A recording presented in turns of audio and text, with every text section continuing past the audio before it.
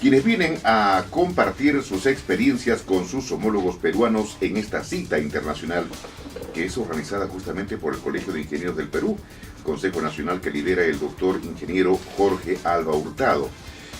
Comenzamos así, señoras, señores, palabra de ingeniero, y ya tenemos en estudios la presencia del exministro de Energía y Minas, exdecano nacional del Colegio de Ingenieros del Perú, el ingeniero Carlos Herrera Descalzi, a quien precisamente vamos a pedirle nos comente la expectativa en torno a la conferencia mundial a realizarse en el Centro de Convenciones de Lima este 5 y 6, lunes y martes de diciembre. Ingeniero Carlos Herrera Descalzi, ¿cómo está? Muy buenos días. Muy buenos días, señor Llamosas. ¿Qué representa para el Colegio de Ingenieros del Perú organizar este magno certamen en el que también se espera la participación de las autoridades gubernamentales?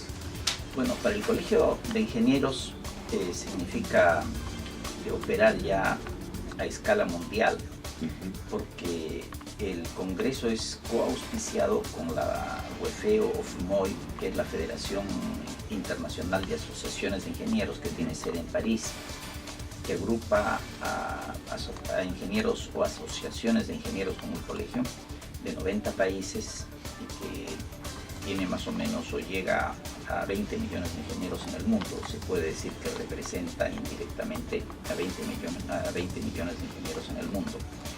Este es un congreso que fue acordado en el año 2013. Entonces todos estos eventos se hacen con una anticipación de 3 años. Y desde el 2013 que el Perú recibió la sede para el Congreso y para la sesión del Comité Ejecutivo de la UEFEO, todos los años hemos reportado los avances de la organización. Entonces es así que hemos estado el 2014, el 2015, el año pasado fue en Kioto, y este año vino también una delegación de la UEFEO para constatar en sitio que todo estaba avanzando y que estaba de acuerdo a los planes, y ahora ya estamos en la ejecución del Congreso. Entonces son 2 eventos que se realizan en simultáneo. Uno es de carácter estrictamente técnico, que es este Congreso sobre reducción de riesgos de desastres, y hay un segundo evento que es la sesión de la UEFEO, que sesiona el Comité Ejecutivo y sesionan los comités especializados. Hay 10 comités especializados sobre temas. Uno de ellos es precisamente el riesgo de desastres, otro tema es ingeniero joven, otro tema es anticorrupción, otro tema es energía, y así hay 10 temas que se consideran los más importantes para la ingeniería en el mundo. Claro. Ingeniero Herrera, varios temblores han sucedido en las últimas semanas. Ayer en el sur, cerca de Hilo, en Arequipa, en Moquegua, un temblor de 4 y pico de puntos también ha sacudido la zona sur del país. Y el jueves hubo uno de 6 grados en escala de Richter que sacudió la provincia de Lampa, en Puno, en donde muy pocas veces ocurren estos movimientos telúricos. Ha dejado una víctima mortal, al menos 17 heridos y 63 casas han colapsado. La víctima mortal fue una niña de 5 años que murió sepultada por una pared de su vivienda de Ocubil, la cual colapsó. ¿Cuál es la lectura de los especialistas ante estos fenómenos que ya están ocurriendo en muchos países, y a veces se saltan de Chile, se van a Ecuador, se van y al Perú? Claro, pequeños movimientos telúricos que afectan en el caso de esta niña. Pero bueno, la lectura es que los terremotos y a veces consiguientes tsunamis, cuando estos se producen en el mar, cuando su epicentro está en el mar, son parte de la naturaleza, son parte de la forma en la que, de la estructura misma de la Tierra. En el caso del Perú, el Perú está frente a la placa de Nazca y hay una placa sudamericana, y entonces la placa de Nazca se está metiendo debajo de la placa sudamericana y la va levantando, por eso los Andes. Y esto en varias partes del mundo, o sea, la superficie de la Tierra está formada por placas, en algunas de ellas por movimientos que hay al interior de la propia Tierra, son movimientos convectivos de sustancias que están en estado líquido, entonces van empujando una placa contra la otra y se produce esto. En el caso específico del Perú, el Perú está en la zona del Pacífico, que es una zona conocida que tiene grandes riesgos de sismos. Chile, que está más o menos vecino ha tenido dos enormes sismos, uno en el siglo XX, en el 1961 de 9.5 y otro de grado 9. Entonces, en el Perú hay un silencio sísmico prolongado De muchos años. y lo que se teme es un terremoto no de la magnitud de los que llegaron en el siglo XX, ¿no? Sino parecido al del 1746. Claro. Entonces, Prácticamente desapareció Callao. A la sí. legua, donde es a una legua, por ahí, por eso Claro. la Virgen del Carmen de la Legua y Reynoso, ¿no? Exactamente. Entonces, ¿cuál es el propósito de este evento?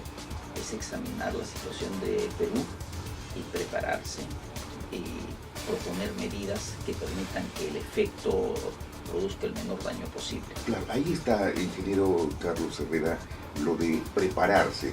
Claro, preparamos a la población con los simulacros, preparamos a los niños, a todas las personas en sus casas, pero ¿cuán preparados estamos? ¿Cuán preparadas están la infraestructura, los edificios, los caminos, los lugares de escape, los lugares de albergue? Las lamentables muertes que pueden haber, ¿cuán preparados estamos, ingeniero Herrera? Para dar una idea relativa respecto a esto, cuando se produjo el sismo en Chile, alrededor del 2010, se produjo no muy lejano en el tiempo, uno también en Haití. Ambos fueron sismos realmente intensos, pero mucho más el de Chile. Sin embargo, los daños y sobre todo el número de víctimas fue muchísimo mayor en Haití que en Chile. Posteriormente Ahí un segundito, hay una relación, Haití, un país pobre, sí, sin preparación, sin cultura, sin instrucción, y Chile, un país medianamente más preparado, más instruido. Yo diría, para el caso de sismos, un país muy bien preparado y que es un ejemplo, ¿no? Entonces, este año ha habido un sismo también en Colombia, intenso, no tampoco como el de Chile, pero ha dejado mayores daños que el de Chile. Entonces, si veo en esa escala cómo está el Perú está más cerca de la situación de Ecuador que de la situación de Chile en cuanto a preparación para sismos. Entonces, lo que se requiere hacer en el país es reforzar esas capacidades. Los problemas no solamente son los instantes del sismo, ¿no? Que puede ser alrededor de un minuto, sino lo que se puede venir después, porque las consecuencias pueden ser interrupción del servicio eléctrico, interrupción del servicio de suministro de agua, interrupción de las comunicaciones o congestión de las comunicaciones, porque hay un efecto de congestión en el caso de las comunicaciones, pero también puede haber destrucción de infraestructura, entonces que reduce la capacidad, igual en electricidad, igual en agua. Luego el aprovisionamiento de alimentos, de agua, se va a necesitar rescatistas de inmediato, pero las personas que están en la propia ciudad también son seres humanos y también están pensando en sus familias, entonces obtener el auxilio dentro de la propia ciudad que está afectada por el sismo también es difícil, y hay que ver también qué tal resisten los hospitales y otra infraestructura, las escuelas. Entonces, lo que se requiere hacer es tener un plan para reforzar eso mucho más, ¿no? O sea, la idea preliminar del Colegio de Ingenieros es 5 años para poder tener un avance enorme y otros 5 años para tener casi al país blindado contra un sismo, ¿no? Claro, todas estas expectativas, ingeniero Herrera, están previstas para ser expuestas en estos 2 días, en este magno evento. Claro, en estos 2 días lo que vamos a conocer son las experiencias, los puntos de vista, las nuevas tecnologías. Veíamos, por ejemplo, en uno de los expositores, uno de los especialistas de talla mundial, lo que están haciendo en China, ¿no? Hay ondas que viajan por la superficie y son detectables mucho más rápido que las que viajan por la masa, que viajan por el volumen, que son las destructivas, entre ellas las que se llaman las ondas S. Entonces, esas ondas que salen a la superficie son detectables más rápidamente desde un satélite, de tal manera que con algunos segundos se podría decir si ha producido el sismo, ¿no? algunos segundos no da para mucho, claro, pero puede ayudar claro, muchísimo en muchas cosas, en ¿no? la actitud de las personas para ponerse a Entonces, buen recaudo. lo que quiero decir, hay esfuerzos en distintos países que han sido víctimas o que son víctimas de desastres naturales de mejorar las cosas, y hay un concepto que se está desarrollando que son ciudades resilientes. Es un concepto que significa una ciudad que se pueda recuperar rápidamente del efecto del sismo y no que sea una recuperación larga, lenta, dañina y costosa. Claro, uno de los países que diríamos es el más preparado, y corríjame si me equivoco, podría ser Japón, ingeniero de estos. Sí, es uno de los países además que ha tenido de las experiencias más duras, ¿no? Claro, Para ellos es parte de su vida enfrentarse a los cotidiana en extremo, ¿no? Entonces ya están preparados en una conciencia total en la población y las autoridades, el gobierno mismo, cómo acudir, cómo responder y cómo edificar, cómo construir, cómo crear infraestructura que enfrente esos movimientos telúricos. Y esa es la preocupación, ingeniero. ¿Cómo estamos? ¿Cuáles son las principales medidas de prevención que deberíamos tomar? No solamente la población en saber responder ante una emergencia, sino las autoridades, los gobiernos, el gobierno de turno, cómo poder enfrentar y los organismos tutelares. Claro, esto es todo un sistema, ¿no? Que yo sepa, el Perú tiene desde muchos años un sistema preparado para esto.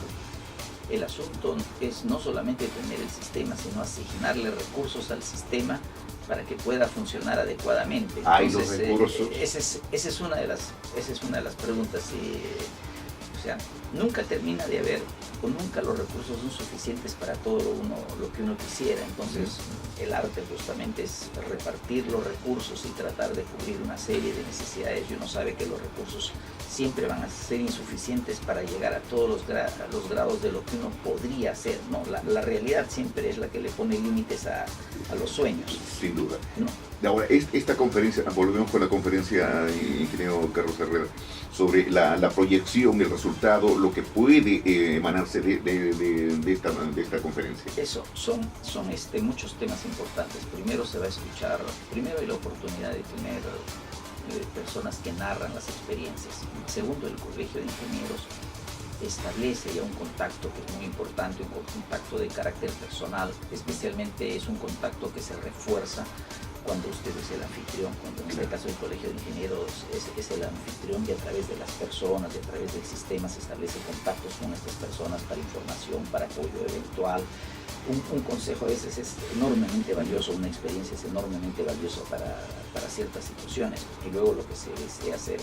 El objetivo inicial de este congreso fue que el congreso no terminara en el congreso, exposición de experiencias, de técnicas y todo, y después silencio, ¿no? Sino que el Congreso luego se reflejara en una propuesta que haga el Colegio de Ingenieros de cómo debería el país enfrentar los riesgos de desastres, cómo debería multiplicar sus capacidades, evitar los daños al máximo posible, e ir haciendo las inversiones que desde ahora se requieren para reforzar aquellos puntos que sean claves.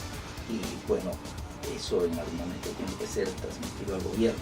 Claro. Al gobierno se le ha pedido su apoyo, se ha invitado a las más altas autoridades del gobierno para que estén presentes en el evento y para que puedan darle un mensaje a los ingenieros del mundo. Es interesante. Nos imaginamos que las autoridades del gobierno están contactadas para marcar presencia también, sí. Porque esto ya no solamente son de los colegios profesionales, en este caso de un importantísimo colegio profesional como es el Colegio de Ingenieros, y la relación que debe tener con el Ejecutivo, el mismo Legislativo, para ver cómo proyectar los resultados de esta conferencia y para darle una sostenibilidad en el tiempo y beneficio para el caso de, ¿no? Y que se materialice en obras, en acciones, en algo que le produzca un resultado, si no son esfuerzos que terminan siendo vanos, porque si a la larga vamos a volver a lo que estábamos, claro. Es tiempo y esfuerzo perdido. Nombres de los conferencistas, ingeniero Herrera. Hay varios, mejor le digo sus características y los puntos de origen. Varios vienen de América, uno viene de Chile, otro viene de Colombia, con experiencias internacionales, otros vienen de Japón. algunos vienen de China y esos son los principales países de origen de los conferencistas, muchos de ellos ligados a los países pues, donde existen experiencias sísmicas o donde existen universidades o centros que se preocupan por desarrollar estos conocimientos. Bueno, deseamos muchos éxitos y desde ya esto va a ser de mucha utilidad porque tenemos que estar preparados, ingeniero. No solamente la población, sino el gobierno, todos los entes sociales, la sociedad organizada, todos, porque Dios nos compra compensados, siempre decimos, ¿no? Le repito la respuesta que dio a una pregunta de un especialista, el ingeniero, doctor también, Alberto Delgado. Cuando le preguntaron sobre la ocurrencia de un sismo, le dijo: nosotros lo que sabemos es que va a ocurrir. Lo que podemos saber es que va a ocurrir. Lo que podemos saber es más o menos dónde va a ocurrir, más o menos de qué intensidad va a ser. Lo que no podemos saber es cuándo va a ocurrir. Bueno, hay que pedirle a Dios que nos proteja siempre. Ingeniero Carlos Herrera Escarsi, como siempre, gratísimo tenerlo en Palabra de Ingeniero.